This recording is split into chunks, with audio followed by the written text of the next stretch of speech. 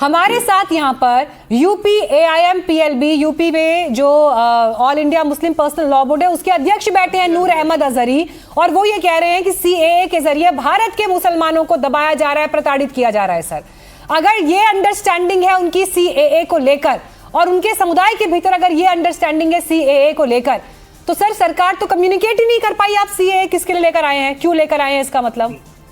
नहीं मीनाक्षी जी, बिल्कुल सरकार ने प्रॉपर कम्युनिकेट किया है, कम्युनिकेटेड है।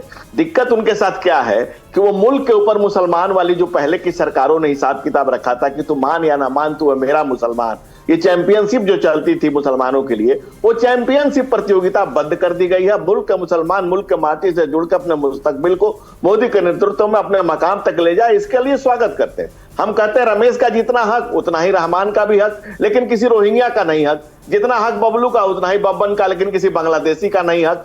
इनको दिक्कत क्या है कि ये जो कहते हैं ला इलाहा इल्लल्लाह और जिसके की बात करते हैं कि तेरा मेरा रिश्ता क्या, ला इलाहा इल्लल्लाह, आप सीधा मजहबी हमला कर रहे हैं, जिस रास्ते पर चलना चाहते हमला कर रहे हैं, तो आपकी आदत है, आपकी पार्टी की मिल्कियत नहीं है, आपकी पार्टी का यही मिल्कियत नहीं है, मुल्क सभी का है, इससे हमें कोई दिक्कत नहीं है। प्रधानमंत्री नरेंद्र मोदी ने जो नारा दिया है, सबका साथ, सबका विकास, सबका विश्वास और सबका प्रयास, मुसलमान बनने के पहले आप मुल्क के नागरिक बन जाए, आप हिंदुस्तान की तस्वीर बने, आप एक मुकम्मल हिंदुस्तान बनाने के लिए आपने क्या किया?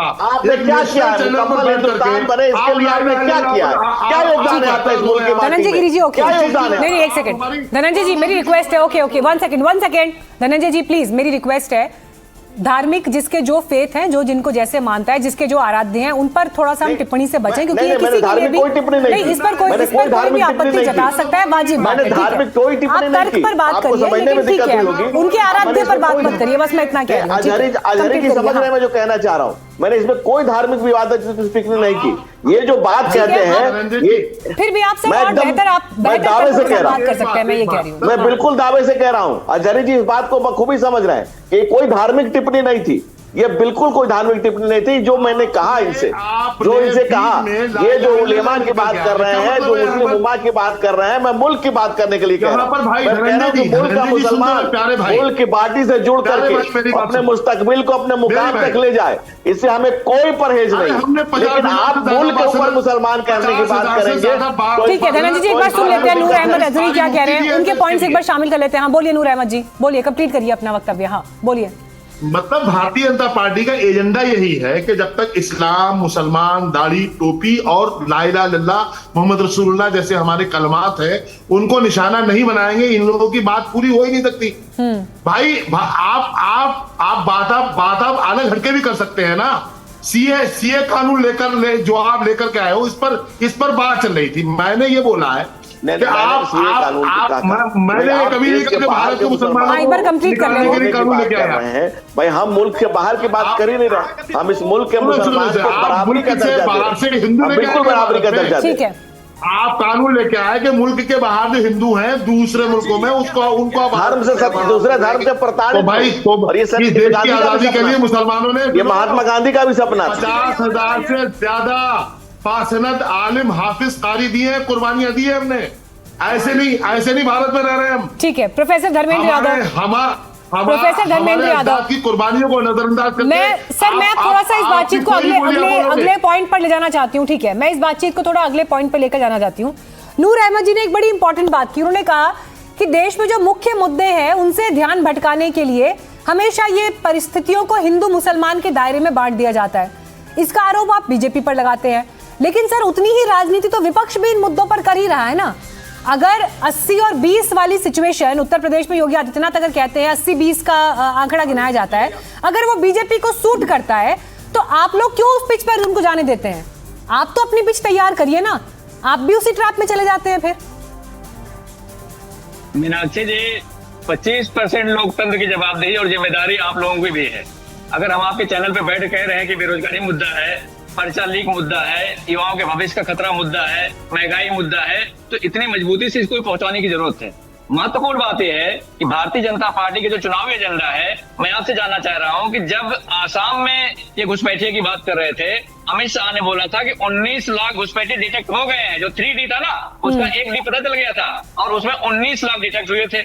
अब धनंजय गिरी और अमित शाह दोनों मिलकर बताते हैं कि कितने डिपोर्ट हो गए और जितने बचे हुए थे वो अमित शाह के घर में रुक रहे हैं या धनंजय गिरी के घर में रुक रहे हैं या नरेंद्र मोदी के घर में रुक रहे हैं। ये बता दें 19 लाख में कितने डिपोर्ट हुए और कितने रुक रहे हैं। दूसरी महत्वपूर्ण बात, जब बिहार में चुनाव आया तो भारतीय जनता पार्टी ने नैरेटिव फैलाया कि बिहार में घुसपैठी है।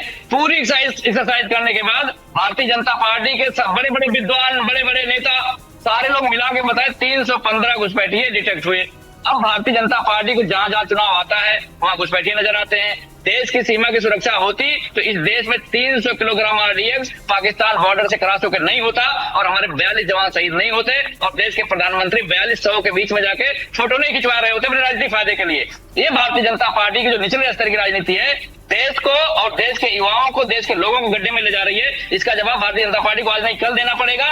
एक पे एक पर्चा लीक होता है, SSC का लीक हो जाएगा, नीट का लीक हो जाएगा, AKTU का लीक हो जाएगा, पुलिस भर्ती का लीक हो जाएगा, दरोगा भर्ती का लीक हो जाएगा और PUPCL का लीक हो जाएगा। कोई पर्चा ऐसा नहीं जो लीक ना हो। लेकिन भारतीय जनता पार्टी पूरी बेशर्मी के साथ टीवी चैनलों पे आकर ज्ञान देती है और कहती है सीमा सुरक्षा कर रहे हैं। पिछले 10 वर्षों में हमने आंकड़े बताए, इन्होंने क्यों कम रिपोर्ट किए मुझे बताइए। इनके डिटेक्शन में प्रॉब्लम है कि रिपोर्ट में प्रॉब्लम है? दोनों बताए किसमें प्रॉब्लम है? ये बहुत इंपॉर्टेंट सवाल है सर। अभी जो प्रोफेसर धर्मेंद्र यादव ने बिंदु यहाँ पर उठाए हैं, बड़ा अफसोस होता है धनंजय गिरी जी ये देखकर कि आप देश के बॉर्डर्स की सुरक्षा की बात कर रहे हैं, बाहर से आए हुए लोगों से सुरक्षा की बात कर रहे हैं, लेकिन CBSE के एग्जाम में सर अगर गड़बड़ी होती है और जो छात्र उसकी शिकायत करता है उस छात्र को इसी देश में पाकिस्तानी बता देना, साउथ एशियन बताकर उसके पीछे पड़ जाना, स्कूल के स्टूडेंट्स है सर, ये सब हो रहा है ना, इसी देश के भीतर हो रहा है। और इसलिए सवाल पूछा जाएगा सर, कौन जिम्मेदार है इसका? जो सवाल उठाए उसको आप लोग पाकिस्तानी करार दे देते हैं। नहीं मीनाक्षी जी, दो बातें पहले समझिए। सरकार ने तुरंत त्वरित कार्रवाई की है और जो भी इस पे दोषी पाए जाएंगे उनके खिलाफ सख्त से सख्त कार्रवाई की जाएगी। CBI जांच तुरंत कर दी गई है और CBI लगातार अरेस्टिंग कर रही है। किसको इनकार है? जो भी आरोपी उससे किसको इनकार है? CBSE ने भी अपनी गलती मानी, गलती मानकर एक्शन लिया। मेरा सवाल दूसरा है सर, लेकिन देश में अगर कोई शिकायत करेगा तो क्या एट फर्स्ट प्लेस शिकायत करने वाले को अटैक कर दिया जाएगा, विसल ब्लोअर को अटैक कर दिया जाएगा? स्टूडेंट है बिल्कुल नहीं, जो भी एग्जाम में अपीयर हो रहा है। बिल्कुल नहीं। जब तक अंतिम जांच न हो जाए, जब तक सच दूध का दूध और पानी का पानी न हो जाए, जब तक सच सामने ना आ जाए और किसी से गलती होगी तो उसको सजा दिया जाएगा। इसमें कहीं कोई सरकार किसी के साथ पार्शलिटी नहीं करने जा रही, जीरो टॉलरेंस की सरकार है। और भाई जब धर्मेंद्र जी भाई जिस समाजवादी पार्टी से आते हैं, इनकी पार्टी ने तो आतंकवादियों हमला करने वालों पर केस वापस ले लिया था और उस समय के DGP जिन्होंने उस पर कार्रवाई की थी उनको सस्पेंड कर दिया था। आज भी टीवी चैनलों पर वो आते हैं और अपनी व्यथा बताते हैं और हाई कोर्ट ने उनको रिस्ट्रिंग किया था। रविंद्र भाई आप बोल रहे थे, मैं बीच में नहीं बोला, आपकी बात बड़ा ध्यान से सुना था, लेकिन आप सच क्यों नहीं सुन पाते हैं? आप सच क्यों नहीं सुन पाते हैं? सब सुनने का मादा रखिए। आपने आरोप लगाया, मैंने ध्यान से सुना। मैं आपको सच बता रहा हूँ, आपका सच ये है कि आप हर आतंकवादी के कमर पे जाके आप फातिहा पढ़ते हैं। हर आतंकवादी के फातिहा नहीं। ठीक है सर, माफी के साथ साथ मेरे पास समय की कमी है, समय इतना ही था। बहुत धन्यवाद आप सभी का इस चर्चा में जुड़ने के लिए। लेकिन इसके साथ ही इस बात पर मैं विराम लूंगी कि आपके ऊपर इस फैसले को छोड़ते हैं। आपने सभी पक्षों को सुना कि देश के अहम मुद्दे वर्सेस राजनीति में जो मुद्दे छाए हुए होते हैं, इन सब के बीच का संतुलन कहां पर है। हमारे लिए वक्त एक ब्रेक का है, लेकिन खबरें आगे भी जारी रहेंगी। आप देखते रहिए NDTV इंडिया।